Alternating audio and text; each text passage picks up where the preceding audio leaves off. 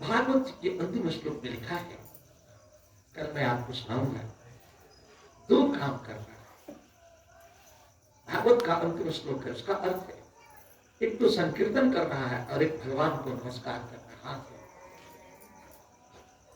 दो काम अगर कोई डेली कर रहा है तो मानो पूरे भागवत का आदेश पालन कर रहा, कीर्तन और सिर झुकाना। यह आसान हो गया, आसान हो। राजा सरियाती अपने पूरे दल बल के साथ जंगल में गए हैं।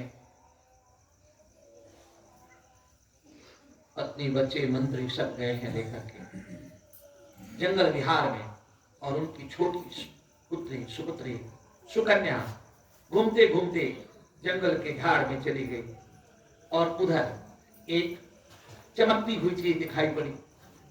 वहां भी लगा हुआ था मिट्टी का ढेर, उसमें कोई चमकती हुई चीज दिखाई पड़ी। उस लड़की को जिज्ञासा हुई सुकन्या को, पता नहीं क्या है। कांटा तोड़ा और उसमें चुप हो दिया। जब चुप हो दिया तो मर गए मर गए मर गए, दोनों आंख फूट गए। च्यवन ऋषि तपस्या कर रहे थे, क्या ये जान निकली और ये भागी वहां से उल्टे पास, और आई तो बताई नहीं। फिर राजा सरियाती जंगल विहार के बाद जो अपना दल बल लेकर के जाने लगे, तो घटना क्या घटी? घटना की घटी कि सारे उनके मंत्रीगण, सारे उनके राज्य के लोग, जितने भी लोग थे के साथ गए हुए, सबका टट्टी पिछाकर हो। जब कोई संकट ऐसा आ जाए कि पूरे परिवार पर, पूरे जात पर, पूरे गांव पे आ जाए, तो इसका मतलब है कि किसी संत के प्रति अपराध हो गया। भगवान के प्रति अपराध होगा तो कितना दंड नहीं आएगा। रात न प्रभु चित्त चूक किए कि करत सुरति, भगवान भूल चुका ध्यान, लेकिन संत का अपराध हो जाएगा तो फिर कोई बचाने वाला। राजा सरियाती समझदार थे, उन्होंने तुरंत अपने लोगों से पूछा कि हमारे बीच से कोई संत का अपराध तो नहीं किया। उनकी लड़की फिर रोकर कहने लगी, पिताजी मैं भाभी में छेद किया, हमें पता नहीं चला। तो साधु बाबा एक भजन कर रहे थे, उनकी आंख फूट गई, आंख फूटी, वो रोने लगे, तो मैं वहां से भागा। मैं डर के मारे बताई, मेरे से अपराध हुआ। फिर तो लौट के राजा सरियाती लौट करके च्यवन ऋषि के पास आए और उनने अपनी बेटी की गलती के लिए हाथ जोड़कर क्षमा मांगी कि मेरी बेटी को आप क्षमा कर दीजिएगा। राजा सरियाती के क्षमा मांगने पर च्यवन ऋषि ने कहा, क्षमा तो कर दूंगा, लेकिन मैं इतना बूढ़ा हो गया बाबा, 80-85 साल का मैं बुढ़ा, अब मेरी आंख फूट गई, अब मैं कैसे देखूंगा, कैसे जीवन धारण।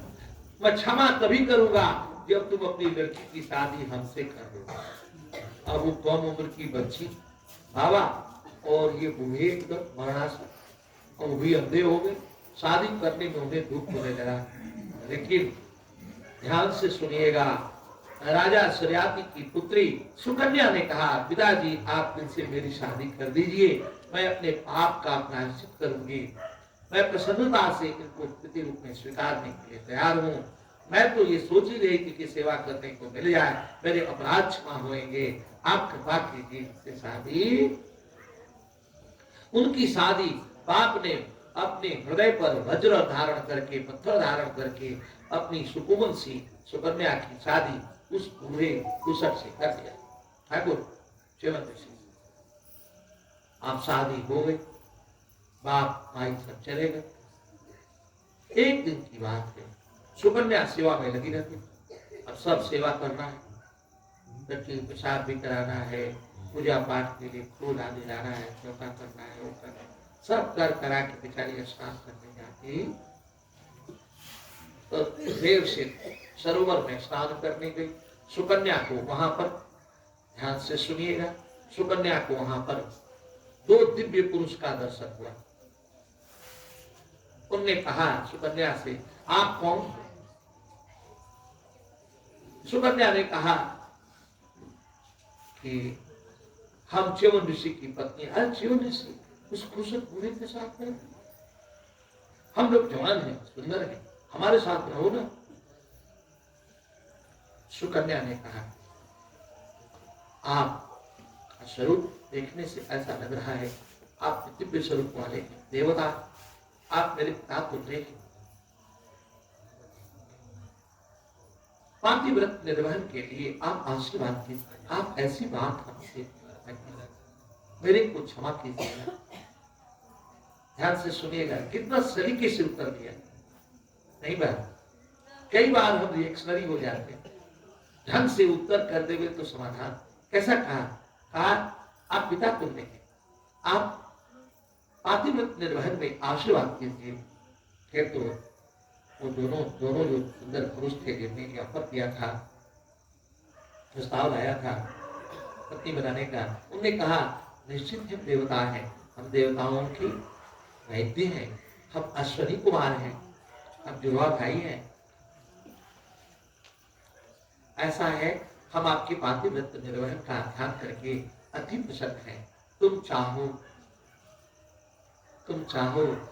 तो हम तुम्हारे पति को जवान कर सकते। तो सुकन्या ने कहा पति मेरे बूढ़े हैं, अगर मैं उनको जवान होने की अभिलाषा रखते हुए उनकी सेवा कर रही हूँ, इसका मतलब सेवा में मैं कोताही कर रही, दबे मन से कर रही हूँ। मैं क्यों कहूं कि वो जवान हो जाए? वो जैसे भी हैं, वो मेरे पति हैं, मेरे आराध्य हैं, मेरे पुत्र, मेरे सेव्य हैं। मैं नहीं कहूँ।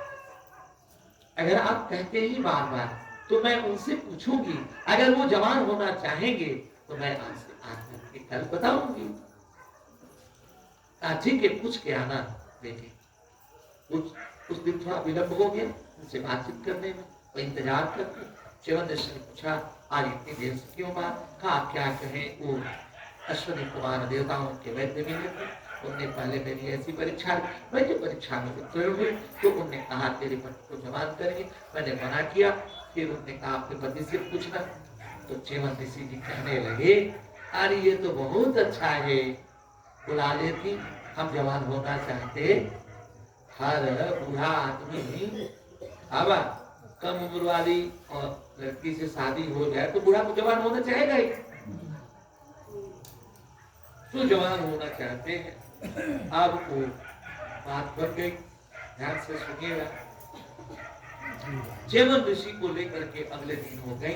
च्यवन ऋषि को बीच में अश्वनी कुमार जो देवताओं के वैद्य थे बीच में खड़ा किए और उनको सरोवर में स्नान कराया।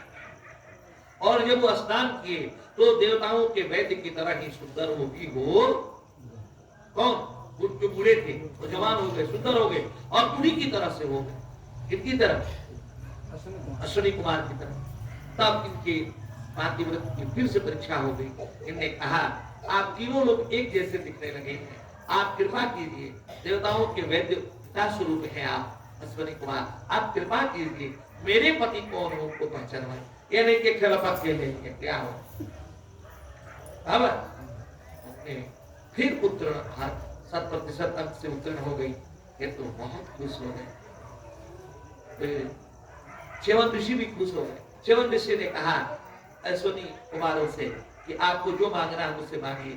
कहा एक बार देवताओं की पंक्ति में बैठा करके हमें सोमरस पान कराएंगे। फिर यज्ञ के लिए कहा कि मैं पिता से यज्ञ की दक्षिणा की व्यवस्था कराऊंगा शराती राजा से, और यज्ञ होएगा और हम आपको मान करा देंगे। इधर च्यवन ऋषि जवान हुए, आश्रम गए, वचन देकर यज्ञ में हम आपको अश्वनी कुमार मान कराएंगे।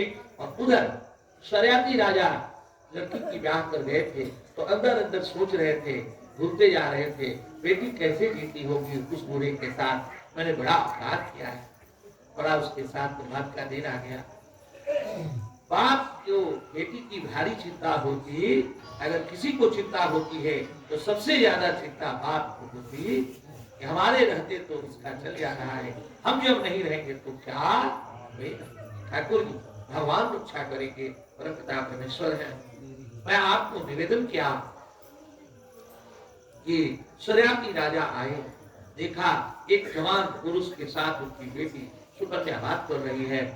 वो दूरी से ही अपनी पत्नी से कहे ये सुकन्या नहीं कुकन्या है, ये दूसरा है, उल्टा है, अभागा मेरे कुल से, मेरे कुल में जन्म लेकर हमारे कुल का नाश कर, तेरे कुल से जन्म लेकर मेरा कुल बदनाम किया। उस बूढ़े ऋषि को मरवाकर किसी जवाब के साथ ये रहने लगी, अब इससे हम बात नहीं करेंगे, ये मेरी बेटी है ही नहीं, चलो लौटो। आपस में माता जी का हृदय था, माता जी दयालु थी, माता जी के कुछ भी है, बेटी है, चलो मिल लेते हैं। कहा नहीं, बिल्कुल नहीं मिलना है, ये पथभ्रष्ट हो गई।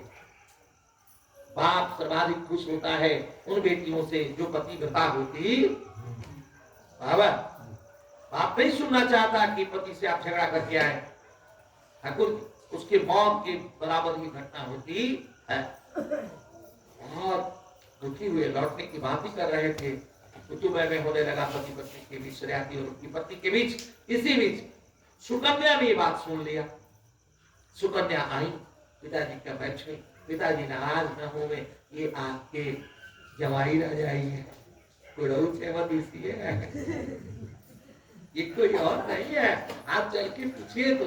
फिर तो सारी घटना पता चलने पर बड़ी सूर्यासी आजाद खुश हो गए। फिर यज्ञ हुआ और अश्विनी कुमारों को सोमपान कराया गया। ये कथा लिटरल सेंस की कैसी है वैसे मैंने कहा, जरा इस पर दिमाग साहब को कहकर भगवान का जन्म देखना है, कथा आगे बढ़े।